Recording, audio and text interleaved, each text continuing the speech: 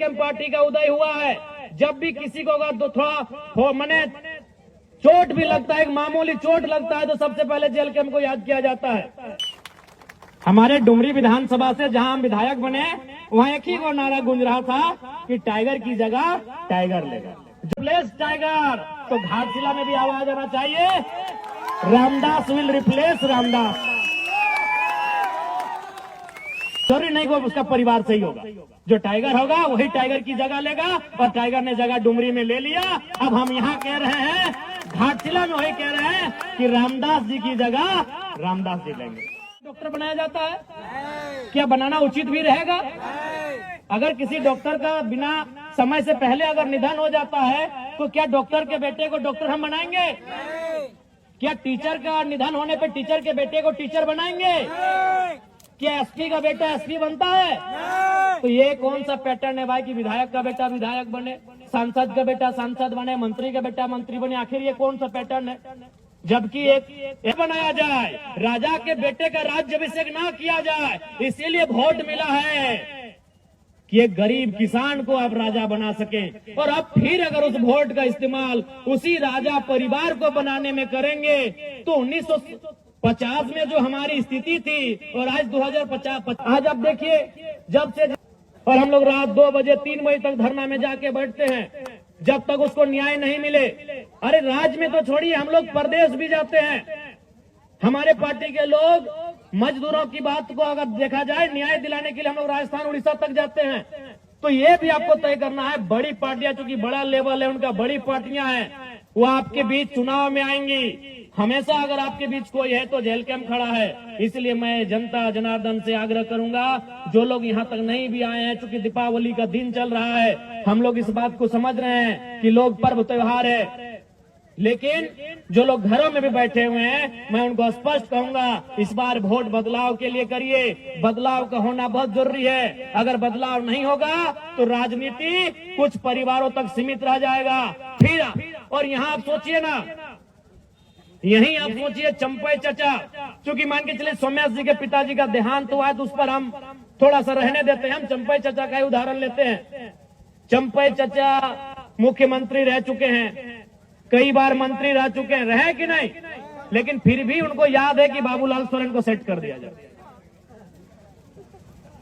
चंपई चचा मुख्यमंत्री रह चुके हैं, मंत्री रह चुके हैं, कई बार विधायक रह चुके हैं, फिर भी उनको बुढ़ापे में चिंता है, जबकि उनके पास अरबों की संपत्ति है। अगर आज के दिन से चंपई चाचा बिस्तर में बैठ जाए ना, बेड में बैठ जाए, घर में खटिया में बैठ जाए, तो उनकी 5 पुश्ते आराम से बैठ के खाएंगी।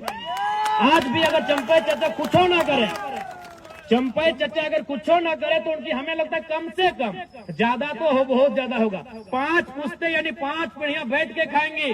फिर भी उनको चिंता है कि बाबूलाल सोरेन को विधायक कैसे बनाना है। बगल में रघुवर दास जी हैं, मुख्यमंत्री रह चुके हैं, गवर्नर रह चुके हैं, कई बार वो भी मंत्री रह चुके हैं। हमको लगता है 5-6 बार विधानसभा भी जा चुके हैं, यानी विधायक बन चुके हैं। फिर भी उनको चिंता है कि अपनी पुतोहू को टिकट देके विधायक बना दिए, जबकि आपको भी मालूम है वो 5-10 पीढ़ी बैठ के खाएंगे। लेकिन रघुवर चचा को भी चिंता है कि हमारी पुतोहू विधायक कैसे बने। यही आपके अर्जुन मुंडा जी, हमारे इस राज्य के और एक मुख्यमंत्री, बहुत नामी चेहरे, केंद्र में भी मंत्री रह चुके हैं, उनको भी चिंता आई कि अपनी पत्नी को इस बार टिकट दिला दे। पॉडकास्ट से उनकी पत्नी लड़ी। तो ये अब जनता को तय करना है कि जो मुख्यमंत्री रहा है उसको अपने बच्चों की चिंता है, उसे अपने बेटे की, पुतोहू की, पत्नी की चिंता है। तो जनता अपने बच्चों की चिंता करती है नहीं करती है, ये आप पे डिपेंड करता है।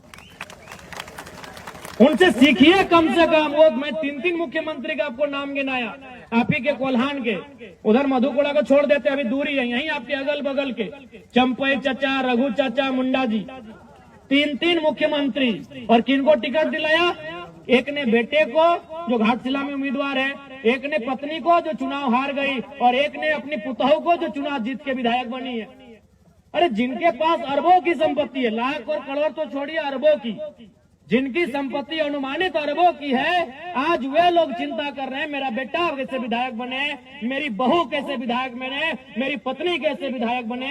तो आज जनता को भी सोचना होगा कि जनता की आवाज कौन बनेगा, जनता के लिए लड़ेगा कौन, जनता के बच्चों के भविष्य की आवाज कौन बनेगा, उनके शिक्षा, स्वास्थ्य, रोजगार पे बात कौन करेगा, उसके लिए उनको वोट करना है, ये जनता को समझना होगा। भीमराव अम्बेडकर जी ने कहा था कि आज के बाद से इस देश में राजा रानी के पेट से नहीं मतपेटी से निकलेगा, लेकिन जनता ने उस पैटर्न को तोड़ दिया है।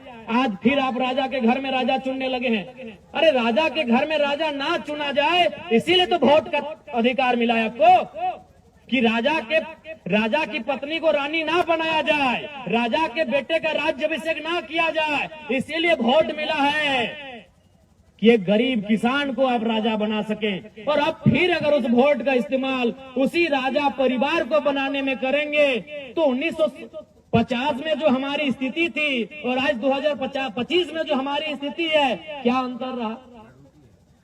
ये वोट का अधिकार क्यों मिला?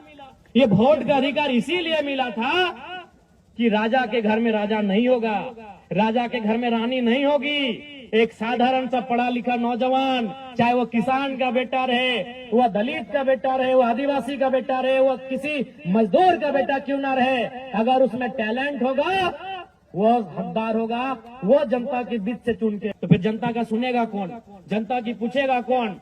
आप ईमानदारी से बताइए, घाटशिला में अगर कोई भी जरूरत पड़ा, घाटशिला में अगर कोई भी दुख पड़ा, तो क्या वे लोग आपके बीच आकर इस प्रकार जमीन में बैठेंगे? क्या आपके साथ धूल कण में बैठकर आपके लिए आंदोलन करेंगे? क्या आपके साथ सड़क में बैठकर आपकी आवाज को बुलंद करेंगे? नहीं करेंगे। वो साहस अगर किसी में है तो केवल और केवल जेल कैंप पार्टी में है। इसलिए हमारे प्रत्याशी श्री रामदास मुर्मू जी को विजयी बनावे। अभी देखिए, चंपे चाचा सुन रहे थे, कहीं आके भाषणबाजी कर रहे थे कि नगरी में हम ये कर दिए। आप भी जानते हैं नगरी में कुछ किए, सबको उसका लिए। नगरी वाला याद होगा आपको, रिम्स की जमीन का मामला, सभी आदिवासी लोग को उसका लिए। आदिवासी लोग लोहरदगा से आए, खूंटी से आए, लातेहार से आए, सिमडेगा से आए, गुमला से आए, रामगढ़ से आए, सिल्ली से आए, पर पता चला चंपे चाचा है ये नहीं। वहाँ कौन था?